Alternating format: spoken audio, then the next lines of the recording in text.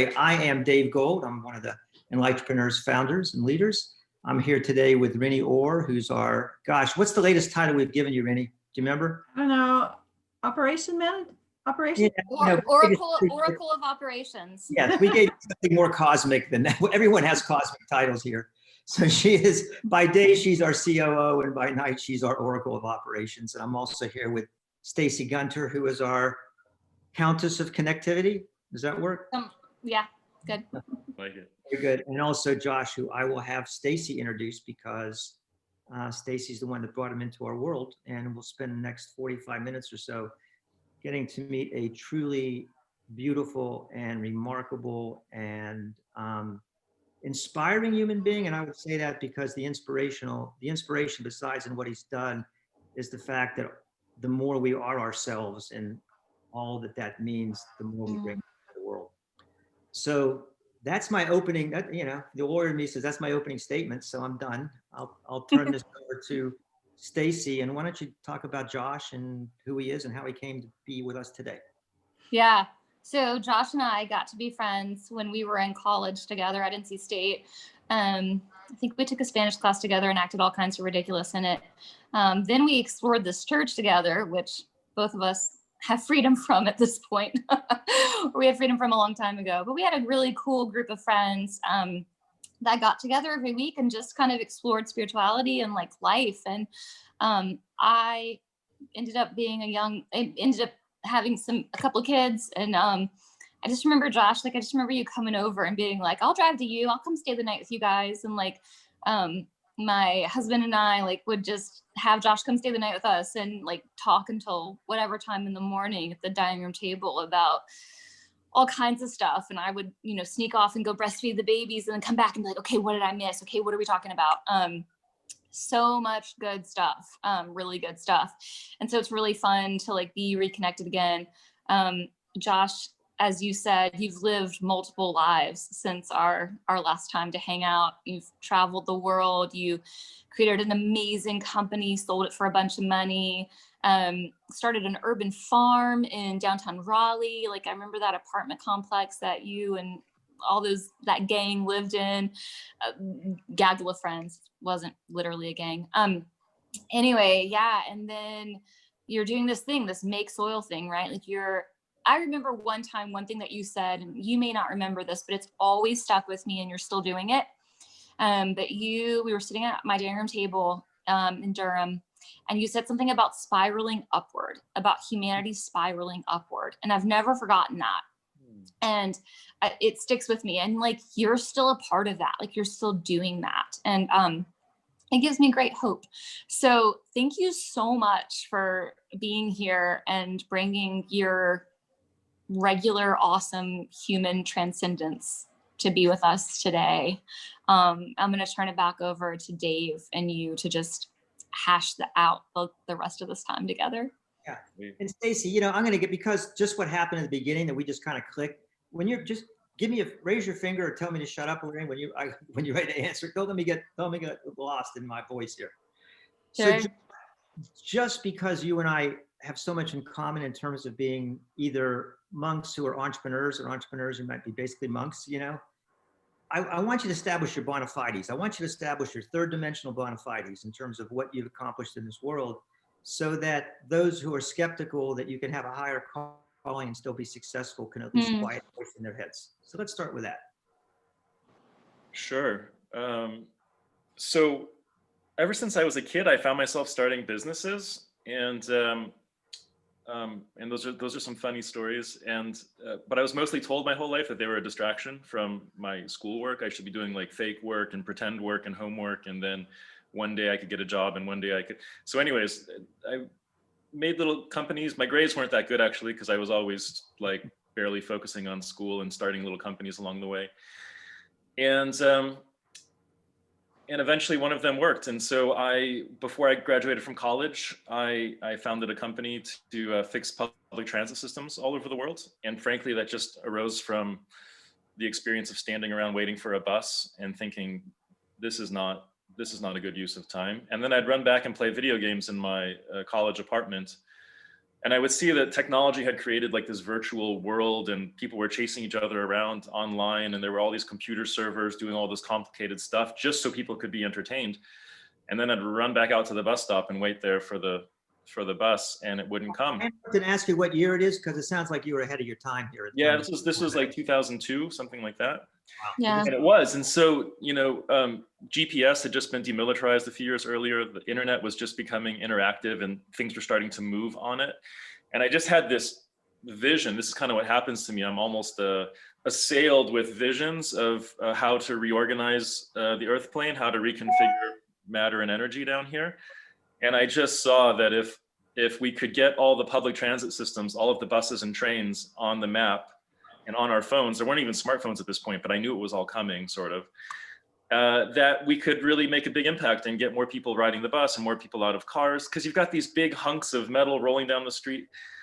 And I kind of flip in and out of like this like very rational perspective. My background's in computer science. I was studying computer science.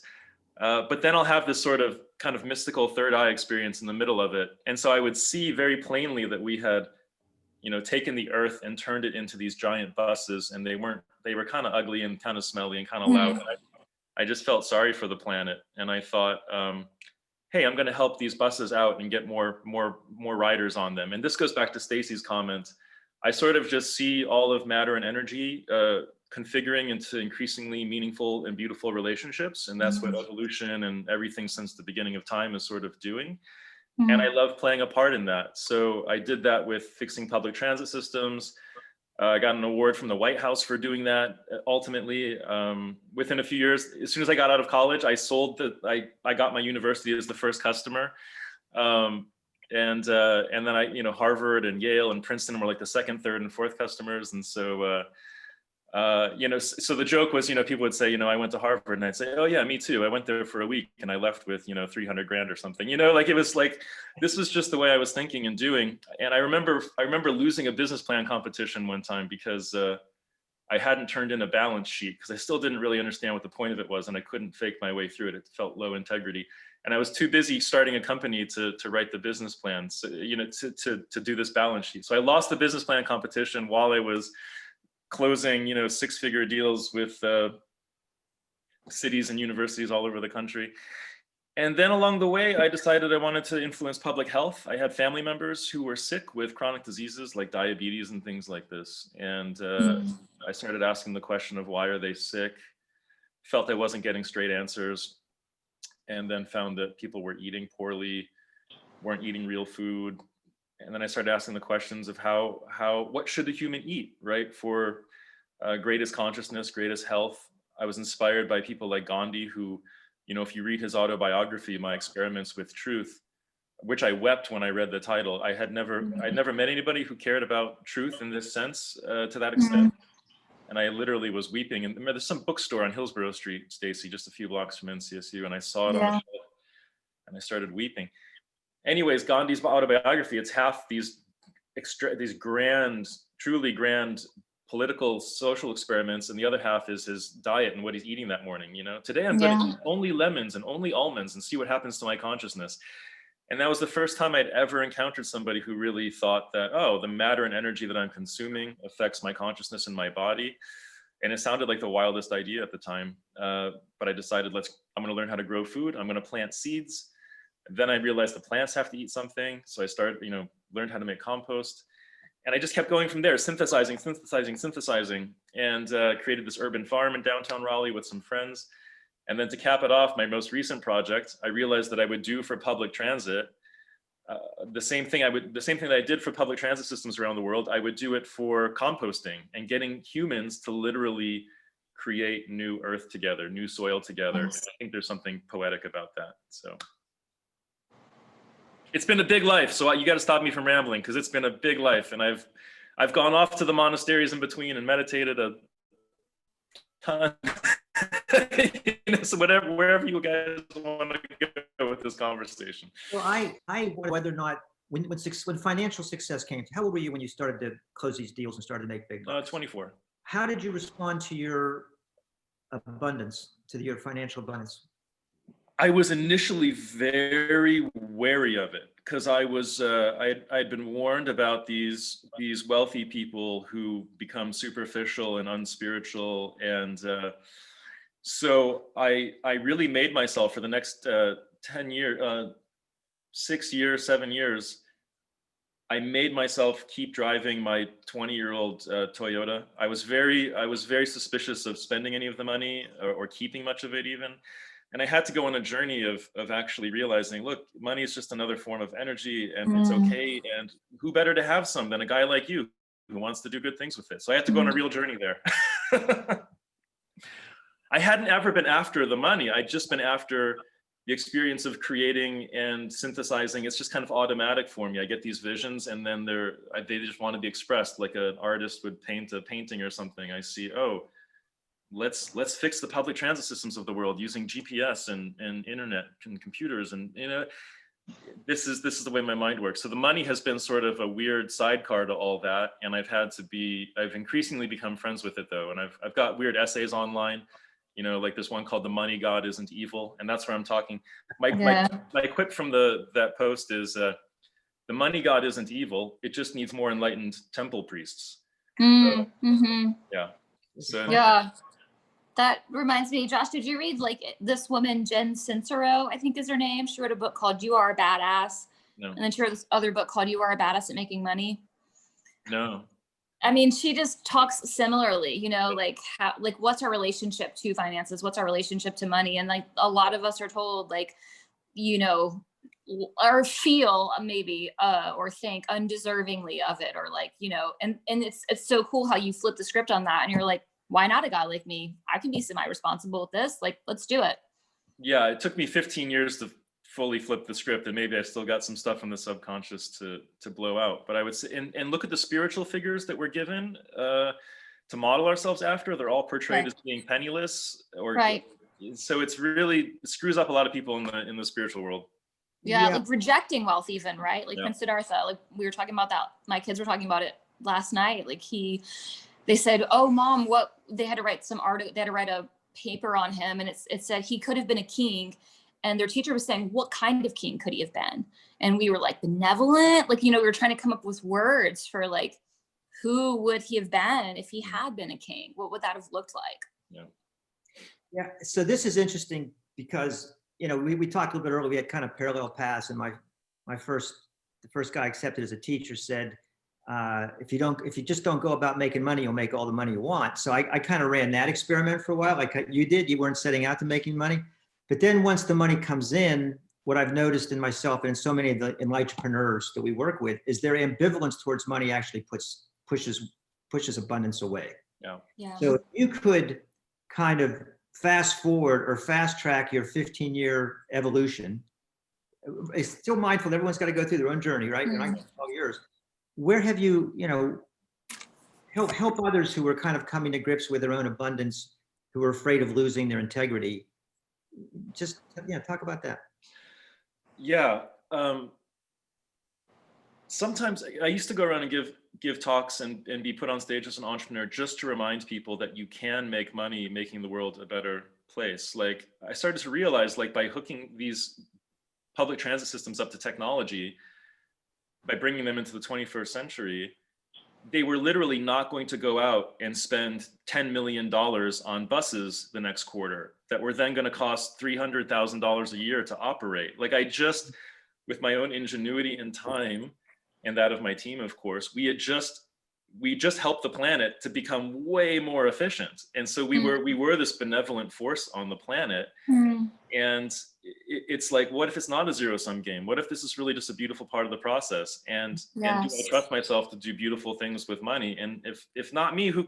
And really, I would sometimes get into these cosmic states of consciousness and say, hey, could you bring a billionaire along to give a donation to my nonprofit or whatever? And the universe would say to me, it'd be easier if we could just make you the billionaire, but you don't want it, and I was just like, whoa. And you got to find continually finding the subconscious shame and guilt and fear of these different self-images that we built up. And the last thing I'll say is a lot of spiritual people, the really funny thing is they're super broke.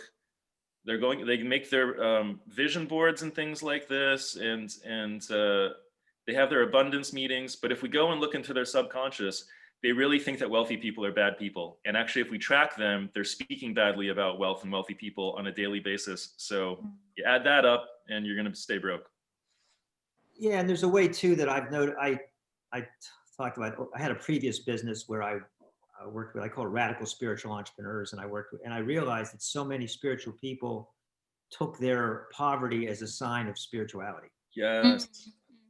Sacrifice, long suffering. Right.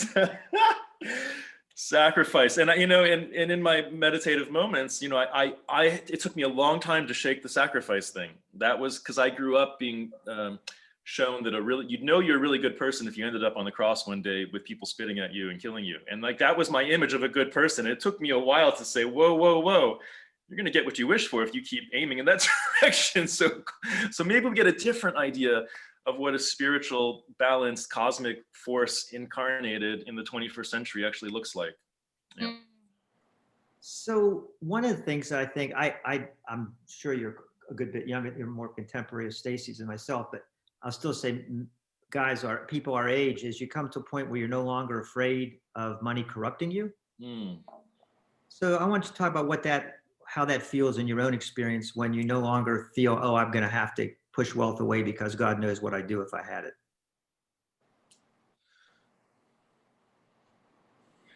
Sometimes when problems legitimately go away, you know it because you have a hard time going back there. It like feels like another life.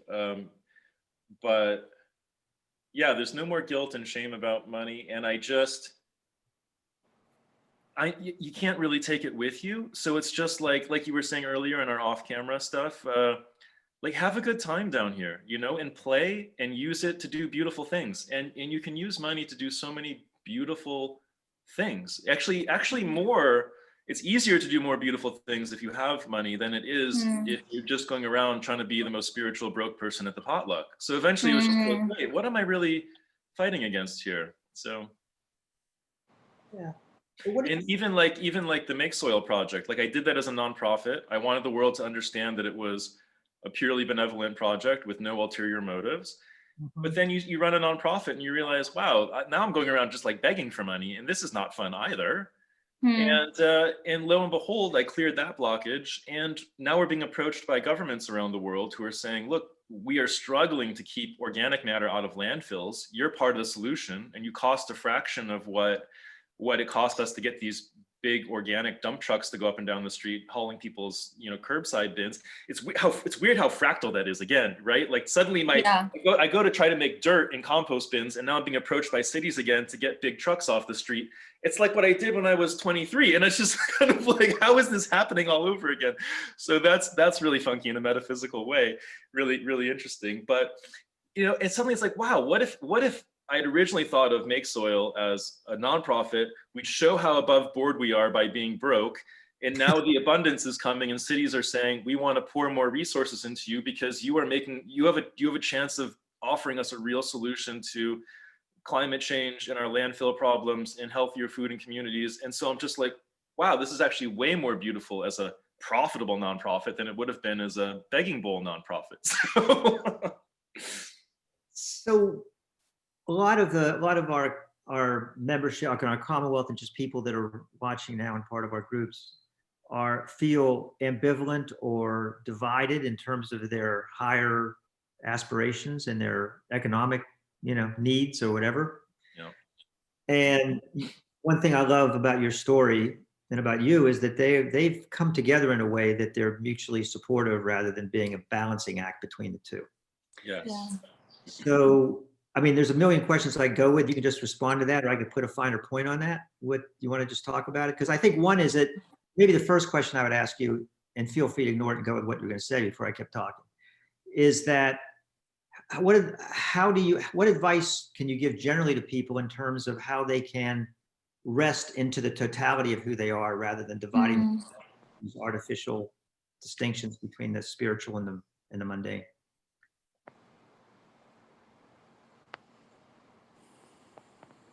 Just realizing how programmed we've been by society. I think that's the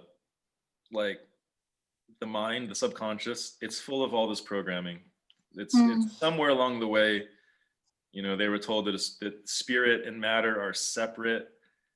Like I was counseling a friend one day. She was ambivalent about her whole life, and the big thing was she thought she was spiritual, and she also loved fashion design, and she was just so conflicted. And many people are like that. They think they're spiritual, they want to be spiritual, but they also love sports or something, and they go their whole life conflicted about these things.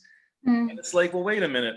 What's unspiritual about matter, really? Like, isn't all of reality just God making itself out of itself? And I looked at her and I said, what if you weren't ashamed of the fact that you're a material girl living in a material world? You know, and there's nothing unspiritual about it, that matter and energy and spirit, it's all just different densities of the same thing. And to just watch that, and that conflict, that inner division drop out of somebody. I get chills right now just remembering that moment with her.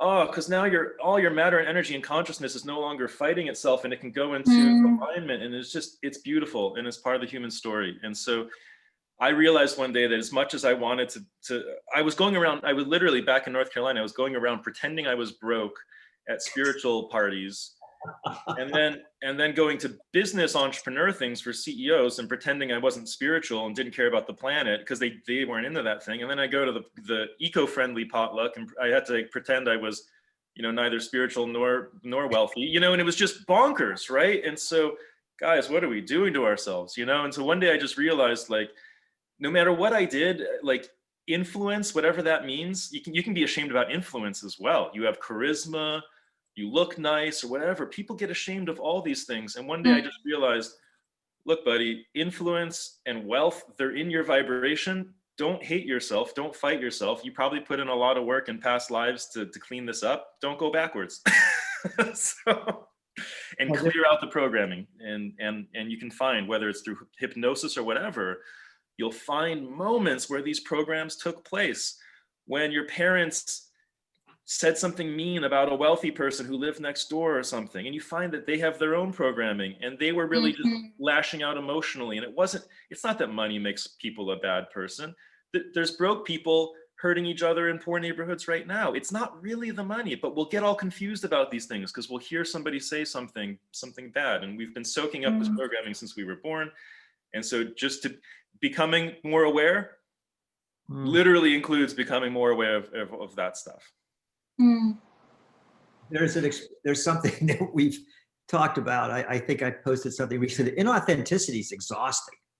Yeah, absolutely. I could just see you quoting all these, trying to keep in your head who the hell I am at this. You know, it's like a con man going, what story did I tell the guy with 3 wives that they don't know about each other? He's got to keep all the stories straight. You know, how much depression must be caused by really just a version of self-hatred, right? People are opposed to being themselves. That's gonna depress you. It's interesting too. I noticed because again, just talking about the two of us, and not excluding Rennie or Stacy in any way, that there's a way that, like, spirituality, there's a seriousness and a sobriety to it, you know, and so and you realize when you're authentic, there's a lightness as well. Absolutely. So I've always been the most, historically, I was the most serious, pensive. There was this dark gravity wherever I went. And I had fundamental beliefs that reality was being incarnate was a dodgy situation and not a good thing to have happen to a person. And then and then you start realizing, where did you get that from? Oh, I was in the womb. My mother was unhappy, and it's like, what if these aren't even my emotions? You know, and just all this stuff, peeling away the layers, and it all becomes very light and very funny and meaningful at the same time. Yeah. And then you get into this tricky situation, which maybe you get into, Dave, where people around you will be unhappy about world events, and they start being upset with you for not being as miserable as them. And so you start to maybe. The trap is to not start faking it again, and like, I'm gonna go around pretending I'm upset now because everybody needs me to be upset all the time. Well, and I've had that because since COVID, I've had a blast. You know, I mean, I'm tired of wearing. You know, I'm scared. I'm at risk and blah blah blah. But I have just building a company and my relationship with my wife, and you know, now Rennie and Stacy in this world, and you know, meeting you, and it's like this is just this upward draft. And I am not going to apologize Mm. for this incarnation. Yeah. Josh, one thing that you're saying reminds me of a friend of mine. I was trying to unpack some stuff with him, and he at one point he said, let's pause. And he said, whose thoughts are you thinking? Yeah. And it really struck me. And I was like, I'm not thinking my own thoughts. Like I'm seeing this through the lens of someone else. And I knew very specifically who it was. And I was like, I'm seeing this through the lens of this other person and these other people. Like, and it wasn't like terrible, but it was like not my thoughts. And he was like, well, what do you think? What do you want to do? Yeah. And I was like, oh my God, yeah, that's so basic. But it was it just like him calling me out on that and being like, you're being led in this way because you're not being authentic and you're letting someone else like control your thoughts who isn't even really a part of your life anymore. There was an essayist who wrote something recently, and there's this about extremism, and they said there's this funny thing if you're authentic and you think for yourself and you talk to extremists on one side or the other, right or left or wherever, what they can't understand about you is why you agree with them sometimes and disagree with them at other times. They don't know where you're getting your ideas from.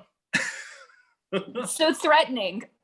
Well, you're not getting your ideas. You're less getting your ideas from somebody's playbook, and they're just like arising within you, and they're just confused by it. How are you capable of that? What the audacity? Right. Or they might believe in themselves so much that they don't believe that you can trust your own thoughts. Do you know what I mean? Oh, wow.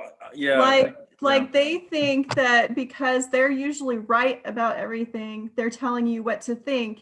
And they're basically telling you that you can't trust your own intuition. You can't trust your own thoughts because they see something that you're not seeing and they think that you are being misled or something like that. I'm so glad you brought that up because, on my journey of self-work, I remember I was in some big group process one time, and I realized I just had this total opening and realized that nobody trusted themselves. And they were all afraid of making mistakes.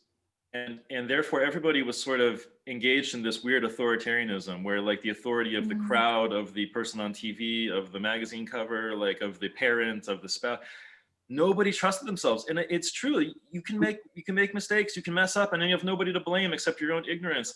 But I looked at them all and I just said the most audacious thing. I said, guys, I think I'm going to trust myself, even if it doesn't go the way I thought, because what's really the alternative? Yeah. You realize there is no alternative other than just trusting some other person who doesn't trust themselves, or trusting some other propaganda that's disingenuous. And it's just like, I think I'm going to trust myself no matter what happens. And that's very rare. And I'd say at this point, I'm not all the way there, but I would say, Rini, almost nobody really trusts themselves. Yeah.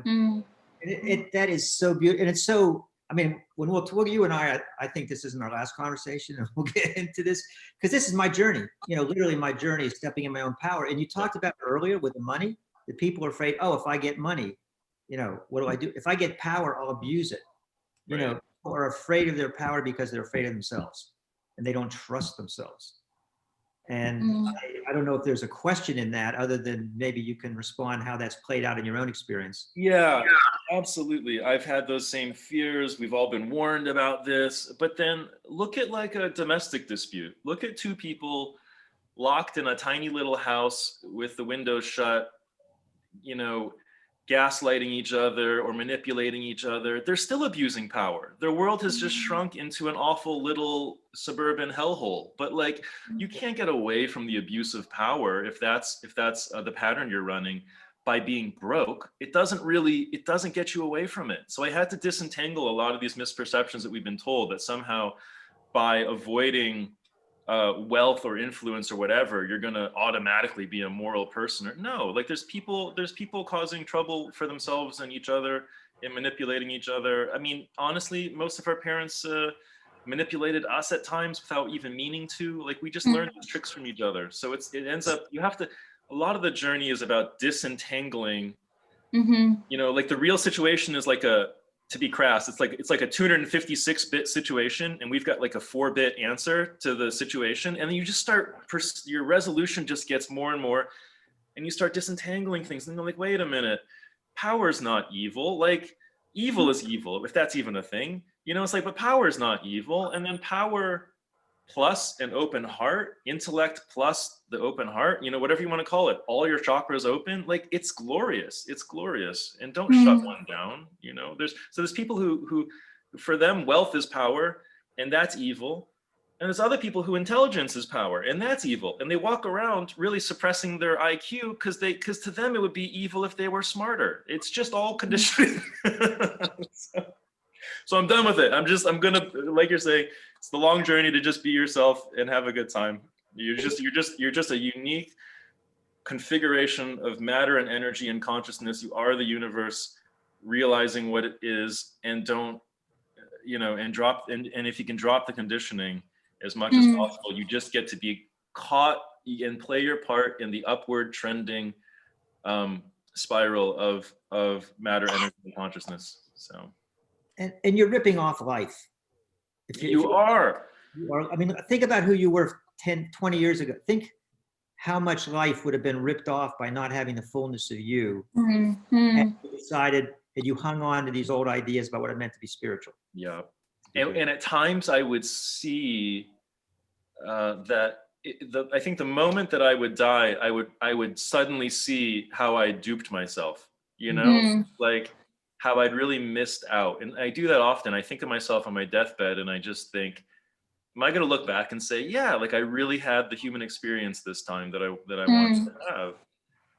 And don't shortchange yourself. And yeah, I would have, with those bad ideas, I would have just gone around making myself miserable because I just thought that was what a good spiritual person did.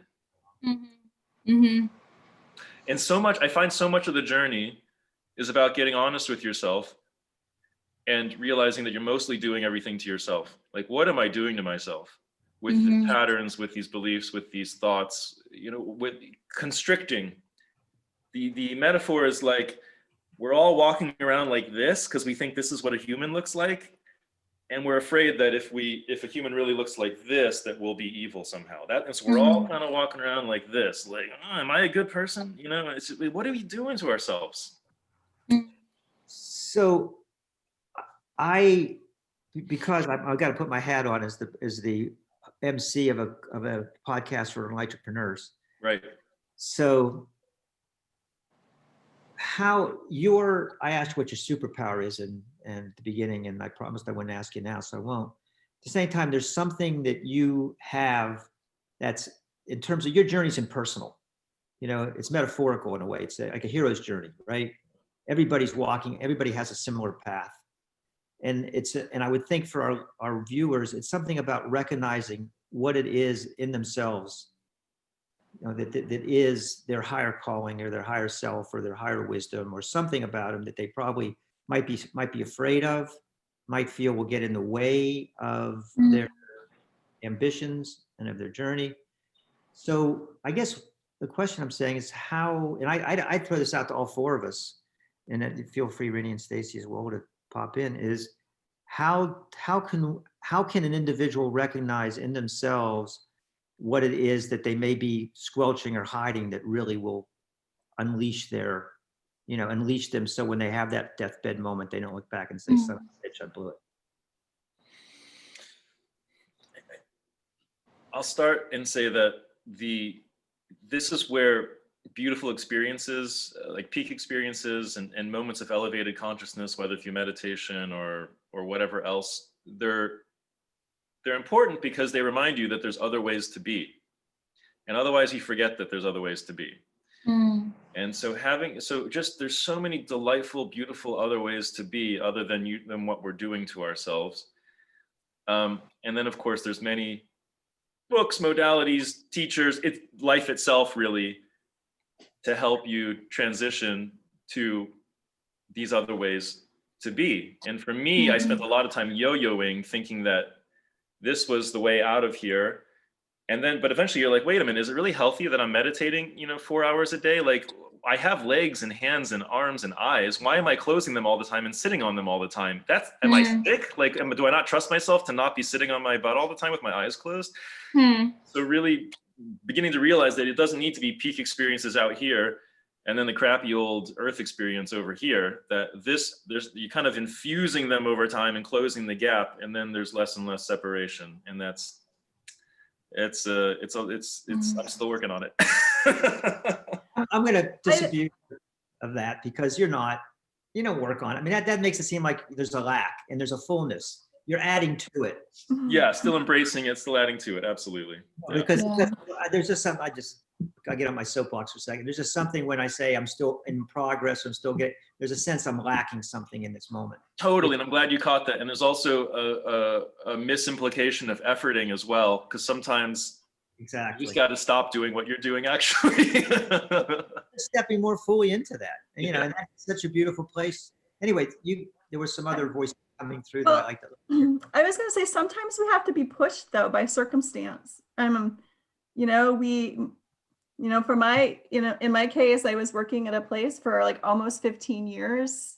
And kind of like one day told we're letting you go. Yeah. And you have to say, in the sorrow and the fear, I had to ask myself, who am I? How do I want to live? I'm almost 50. In fact, I turned 50 a couple days ago, but here I am. I've been in this one position for so long, and it's part of who I am and my identity and everything. All of a sudden, I'm like stepping into a new world of like, people have to rebuild a community that I lost. I have to figure out what kind of journey I'm going to be on for the next 15, 20, 30 years of my life,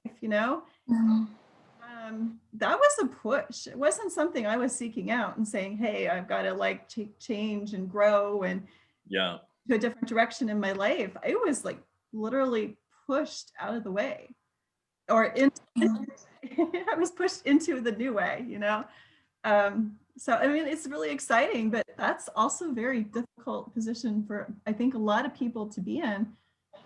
Somebody asked me one day, like, how could I still find some positivity in all of it? And I said, well, I have to be resilient. My mom is 70. I have to take care of her.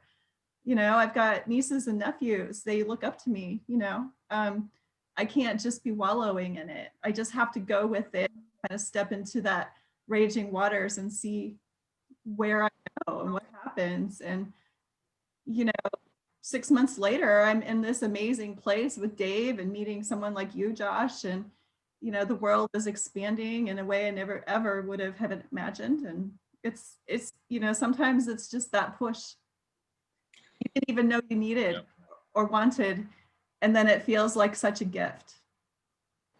I've had the pushes for sure, and I feel, I don't know if it's true or not, or true-ish or not, or truthy or not, but like sometimes like my ego and my soul will kind of get too off track, I feel, and then that's when events start crashing in to kind of, because I'm just not getting the memo. And but I like to believe that if the more integration there is, the more it's kind of just more beautifully unfolding, smaller reminders, the volume doesn't have to get turned up so loud. That's the way I'm kind of framing it now and experiencing it now. But I've had those moments where I had a job as a teenager even, and I wasn't growing, but the perks there were great. And I should have quit, and I knew I should have quit. And then one day I like went into a trance almost and didn't help any customers. And then my manager walked in and said, "You're fired." And I just like it's almost like my soul completely overridden my mind and said, "I'm getting you out of here." And I walked out of there fired. And I just said, "This is great. Now I can get on with things." And I just knew, like, And I said I wasn't getting the memo, but if I were honest with you, there was a little voice in the back of my head screaming at me saying, "Get the hell out of here. It's overdone. It's overbaked. Get out." And I found, I'm running the experiment, which is proving itself, of seeing every moment as an opportunity. I'm full at it. I'm getting better at it. But I just realized two things. One is that the quicker I get the message, the smaller the 2x4 is. It has to hit me across the side of the head. Yes. Exactly. Yeah. And that is really great. And the other is the less that other people have to show up and get on the cross for me. Right. Literally, that I'm freeing others from having to swing the 2x4 or double. Stacy, you're nodding back up. You want to add anything to that? I just am nodding. Like I'm just yeah, agreeing and thinking of my own experiences with that, and friends, friends who've said to me that same thing, like the volume is going to get louder. Like if you don't listen and if you can't hear it, it's going to get louder and louder. And Josh, I think you were talking about like some people in your family who are sick. Like I think that's a thing that comes out of this sometimes. Like our bodies will yell at us until we listen to our bodies, I'm not trying to be all differentiated between body, mind, spirit, but sometimes like it just gets louder, like the volume gets turned up because we are being stubborn and we're not listening, and we're not having a good balance of quiet to check in with ourselves. Because, once again, how selfish would that be if we did some self-care and listened to ourselves and sat for a moment. Maybe we don't need to sit for 4 hours, but we do need to sit for a moment, and we do need to tune in. And when we're not doing that, inflammation happens. Yeah. And I would add too, we're getting close to the end, which there'll never be a good end to this, never be at least a welcome end to this, because this is four friends talking, which is beautiful. Yeah. I would think I'd speak for all of us, and Josh, I'll start with myself, is I no longer see life as being punitive, like I'm being punished. The 2x4 is hitting me. It's collaborative. Right. Can you speak? Absolutely. Just speak a little bit about that, because that's one of the benefits of your life's journey. What the difference is between feeling like life is punishing you and forcing you into doing things versus that it's just constantly goading you into greater and greater love and fullness. Yes. And I used to believe that's the way life worked, right? If you look at the Old Testament kind of, God is rather punitive, right? And so I thought that was somehow how you knew you were a good person, because you were being punished now and then or something by reality. And then I have a friend who really helped point out to me that I was really kind of punishing myself. I was the one who believed I was bad. I was the one who. And then so many things we feel guilty about, you go back and realize there's really nothing to feel guilty about. You've done it to yourself. You took on a responsibility that wasn't really yours. You're managing somebody else's emotions. We're just beating ourselves up for things. And I totally agree with you, Dave, that it's meant to be collaborative. The universe isn't out to get us. Yeah. It's not trying to hurt us.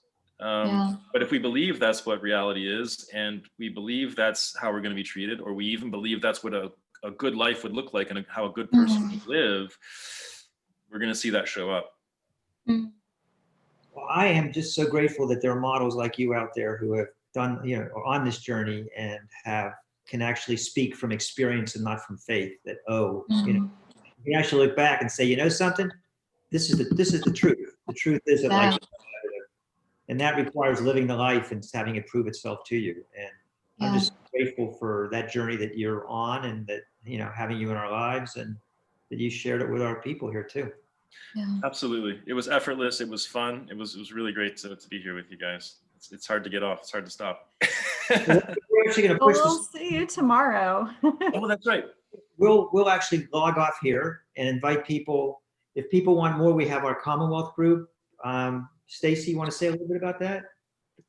Commonwealth group's amazing. It's just, it's like the four of us talking, but there's like 20 of us or 40 of us or however many people can join. And we're all, to quote Josh Whiton from a million years ago, we're trying to spiral upward.